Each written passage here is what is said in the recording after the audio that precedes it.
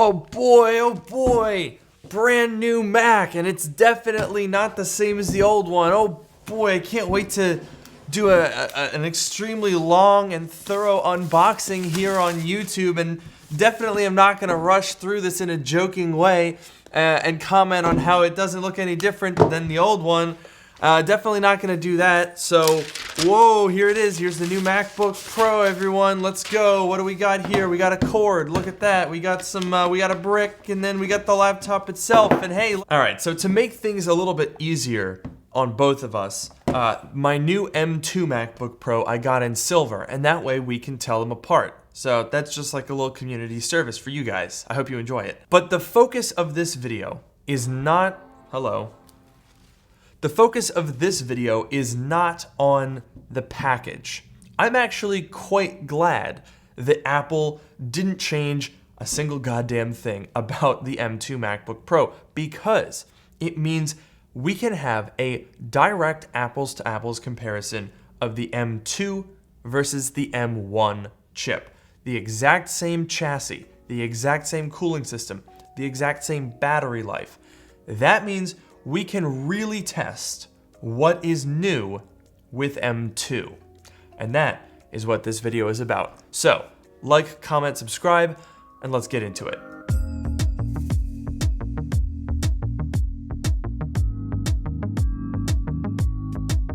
What better use for a new Mac is there than to get started with today's video sponsor, Skillshare, an online learning community with thousands of inspiring classes. Whether you're looking to sharpen your skills or learn something completely new, Skillshare has the courses and tools for you. If you want to harness your new Apple Silicon Mac to learn about Swift and ARKit for Apple devices, or you want to do something completely new and different, like this course on black and white photography using color filters for enhancement, Skillshare has high-quality courses to suit your interests. I first used Skillshare about 4 or 5 years ago when I had less than 10,000 subscribers, and I found a lot of their beginner courses on starting a successful YouTube channel to be quite helpful. You can learn all sorts of tricks like where to place background elements, what sort of titles and text to use, as well as keywords for titles and thumbnails. And with anything from short 40-minute courses to over 4 hours, Skillshare has courses to suit your time constraints and level of dedication.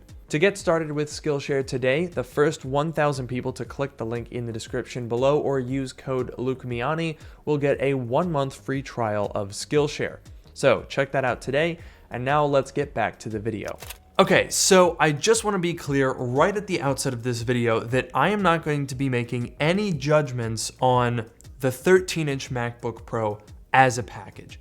As I alluded to at the beginning, this video is about the M2 chip. And fortunately, we have two identical vessels, which allow us to get very, very accurate apples to apples comparison, literally. So while you should absolutely get subscribed and turn on notifications for my full review on the M2 MacBook Pro, today we're talking about the M2 chip. So let's get started with some synthetic benchmarks. The M2 chip promises up to 18% better CPU and up to 35% better GPU performance. So let's see if it can actually deliver on that promise. In Geekbench 5, we see a multi-core score of 8914, up from 7628 on the M1 MacBook Pro.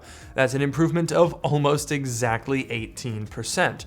And in single core, we see improvements from 1729 on the M1 all the way to 1892. And that means the M2 chip has now matched the single core king, the Core i9-12900K.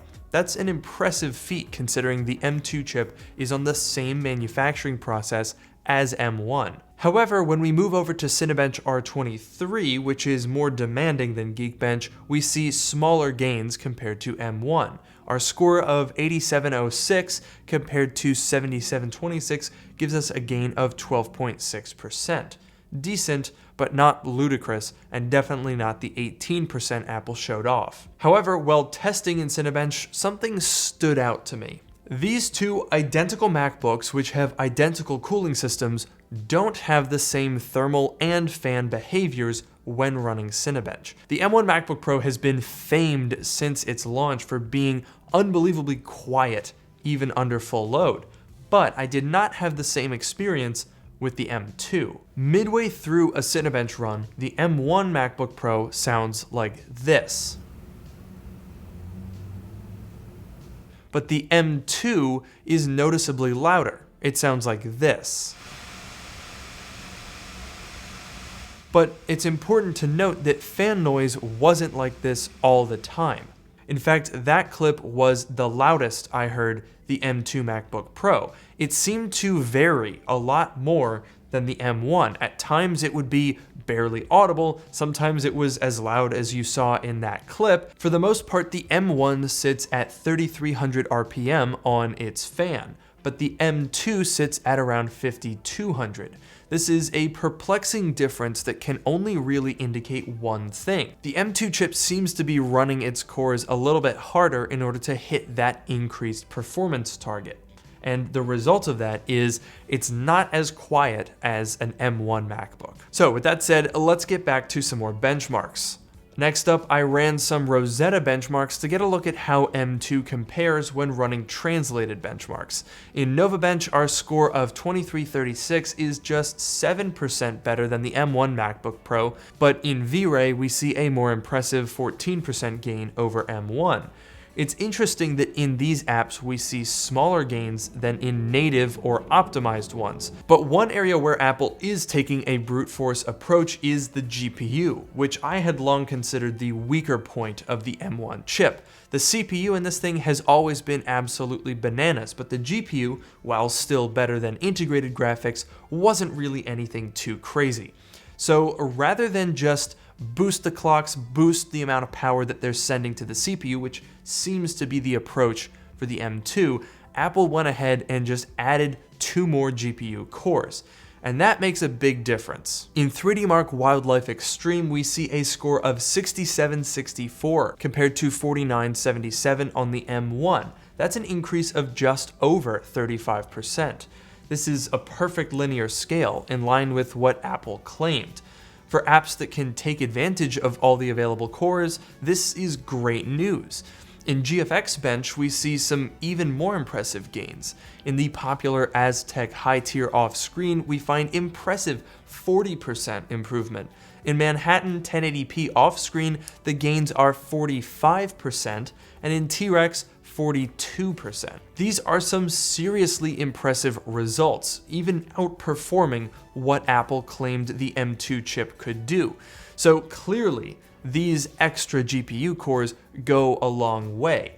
And it's kind of interesting because in the M1 Ultra, when you're talking about 48 and 64 GPU cores, I mainly focused on how adding cores wasn't really doing anything.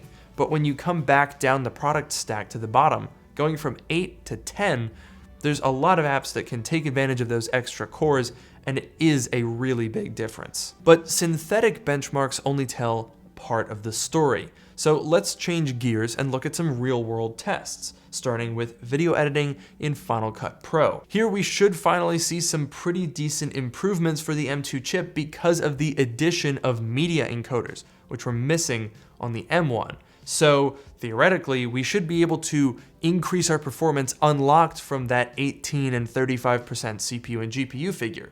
So does it actually happen? Well, I imported a 10-minute 4K 60fps clip and rendered color correction on it in Final Cut Pro. On the M1, this took more than 9.5 minutes, but the M2 did it in 8.5, a full minute faster.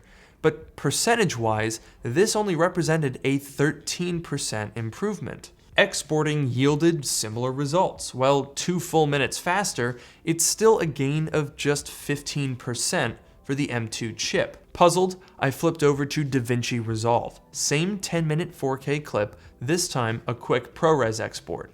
This one was super interesting. The M1 chip took 10 minutes and 48 seconds, but the M2 took 8 minutes and 10 seconds.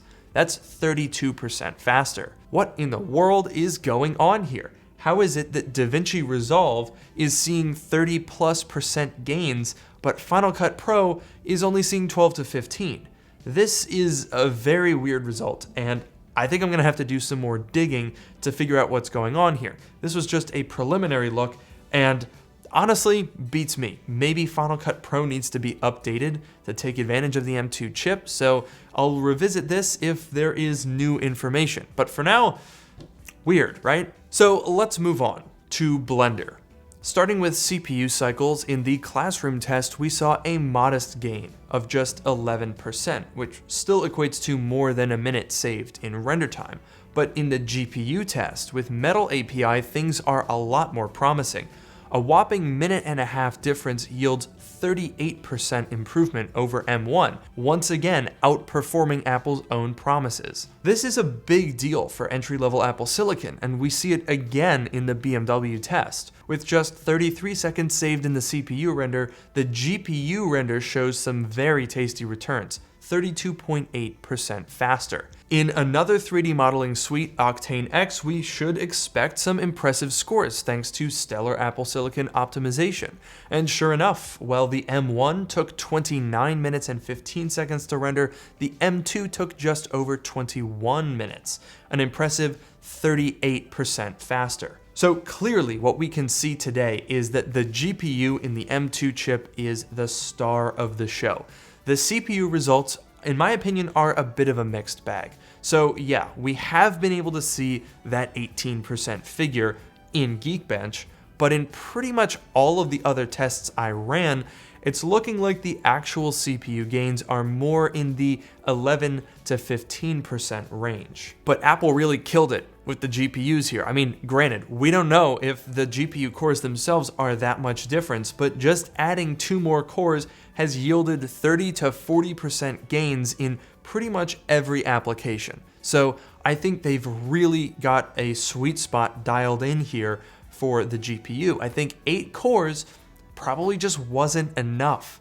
10 is a great sweet spot, and I think that it's going to make the M2 chip in all of its many applications over the next year or so an incredibly valuable chip. But there is something else that we have to consider, and that is that adding those additional GPU cores would theoretically require more power. At WWDC, Apple showed their graph of GPU performance, and sure enough, you could see the M2 chip consumes a few watts more than the M1. So what does that mean for battery life? Well, as a part of my benchmarking suite, I wanted to find out. So I ran many of my benchmarks side by side while on battery from 100% on both devices. The test order was as follows. I started by exporting a 10-minute clip in Davinci Resolve.